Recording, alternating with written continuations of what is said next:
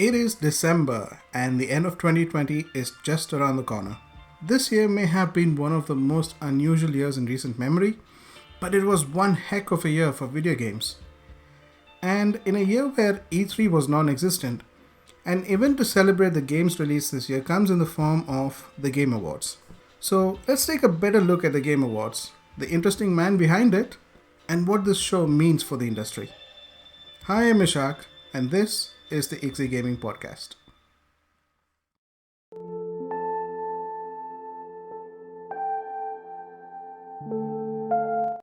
Before we talk about the show itself, we need to address something that is often thrown as opinions on social media.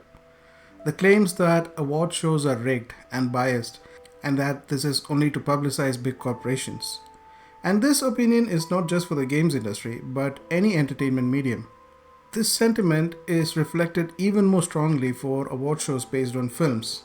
As a result, a rather unnecessary question arises. Are award shows redundant?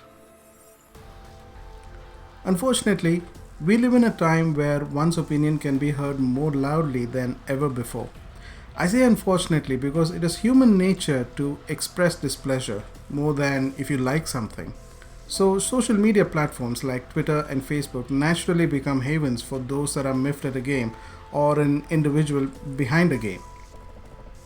And then those opinions are shared at will because why not?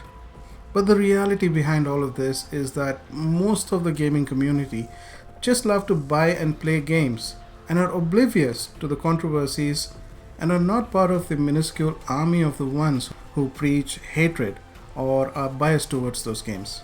Ultimately, the opinions of a small percentage of vocal people that have strong feelings towards a certain game do not represent the quality, success, or the credibility of that game. So now that that is out of the way, let's look at what is the Game Awards as a show and why is it different to any other mainstream award show, and most importantly, its own predecessor, the Spike Video Game Awards. To understand this though, we need to understand the man behind the Game Awards itself, Geoff Keighley.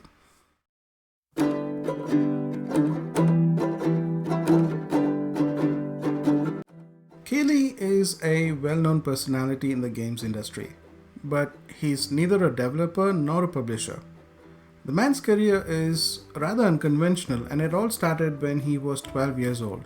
Video games have been a big part of Keighley's childhood, and he had spent a good amount of time playing classic games with his brother as a kid.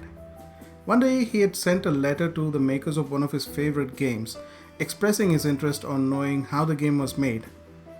Keighley to this day admits that he did not expect a reply from them, but then, in a few weeks, he got a reply from the company, along with the offer to beta test their next game. Needless to say, he jumped at the opportunity, and this was back in 1992. Since then, Keighley has gone from taking on various roles in the industry through his life, from being part of the first ever Game Award show back in 1994, to writing about games in various media outlets, to serving as a host and producer of various shows surrounding games in outlets like G4 TV and Game Trailers, and more importantly, being an integral part of the annual award show for games on Spike TV, which we'll talk about more in a minute.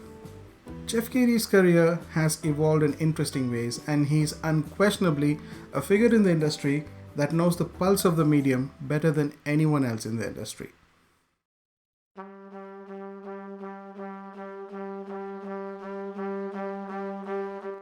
In many ways, Geoff's involvement with the Spike Video Game Awards, or the Spike VGAs as it was called back then, is what led to the Game Awards as we know it today. Spike TV had created an award show for games, but this was more of a commercial show than a celebration of games, so to speak. The yearly show had big-name celebrities gracing their stage with musical performance from mainstream artists, all presented on a flamboyant stage that boasted state-of-the-art pyrotechnics and augmented reality gimmicks for the viewers at home. Some notable names that were featured in the Spike VGAs include Samuel L. Jackson, Zachary Levi, Neil Patrick Harris, Jack Black, just to name a few.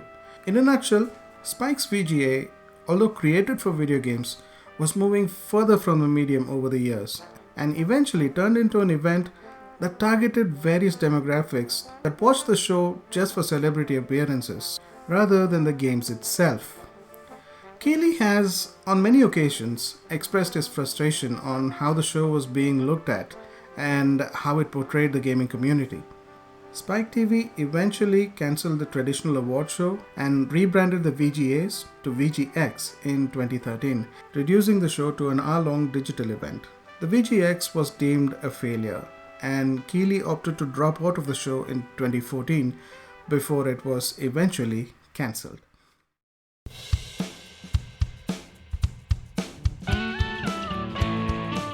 This opened the doors for a brand new show for games, and Geoff Keighley stepped in to take the opportunity and create an event that honored the creators in a far more meaningful way.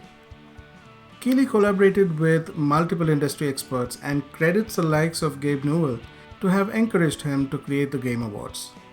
And in December of 2014, the first ever Game Awards was streamed live on various platforms. Immediately, the show turned heads for how elegant it was, while also being focused on the industry and the people in the industry. Yes, there were celebrity appearances and musical performances, but not in a way that would undermine the purpose of the event. The games industry now had an award show that could be compared to the Oscars for movies. And since 2014, the show has garnered far more interest and has grown in popularity each year. This is largely thanks to how well the show handles some of the practices in the industry that are both good and bad. Geoff once called out Konami live on the show for not allowing Hideo Kojima to collect an award. Throughout the show, plenty of indie developers are showcased, and the complex process of creating a game is resonated when these individuals speak their mind.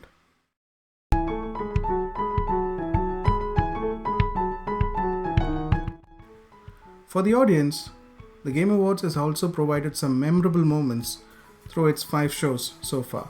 From bringing top executives from all 3 major companies on a stage together sharing the lines, to the famous "Rated Boy" quote, to the orchestra performing the Game of the Year medley in 2018, to Geoff unveiling the show's theme composed by none other than Hans Zimmer himself the same year, and of course the F the Oscars interview of Joseph Fares. There have been some great moments, but the show is respected for how seriously it takes the industry and how gracefully it is all presented. The show's respect for the industry is reflected by some of the award categories themselves. Categories like Games for Impact, the Lifetime Achievement Award, the various awards related to esports, the Best Independent Game Award, the Best Debut Indie Game Award, Content Creator of the Year, and introducing this year, Innovation in Accessibility Award, all show that every aspect of the industry is appreciated. The show has been a great platform for not just the big budget games in the industry, but also for small scale games and the individuals behind them and their struggles in their journey towards making those games. Overall, the Game Awards is a fantastic celebration of an industry that is exploding. The show could not have come at a better time, and the industry owes its thanks to the man behind it and his efforts to create an award show that properly honors the medium in an elegant way. This year looks to be just as good as the last few years, despite the unprecedented situation in the world. The Game of the Year nominees have some controversy surrounding it due to the inclusion of some divisive games, but I firmly believe that a jury consisting of industry experts that pick these nominations have better judgment than the biased vocal minorities in the community that spread hateful comments. All that said, I cannot wait for this year's show. All the Game of the Year nominations look equally strong, and it will be interesting to see how the event is presented with the limitations that the current global situation demands. Well, we don't have to wait too long. So, what is your take on the Game Awards? Have you ever watched the Spike Video Game Awards show? Let's catch up in the next edition where we discuss the winners of this year's Game Awards and discuss 2020 as a year in general. Until then, I'm Ishaq, and this has been the iXie Gaming Podcast. Take care, you have fun, stay safe, and keep gaming.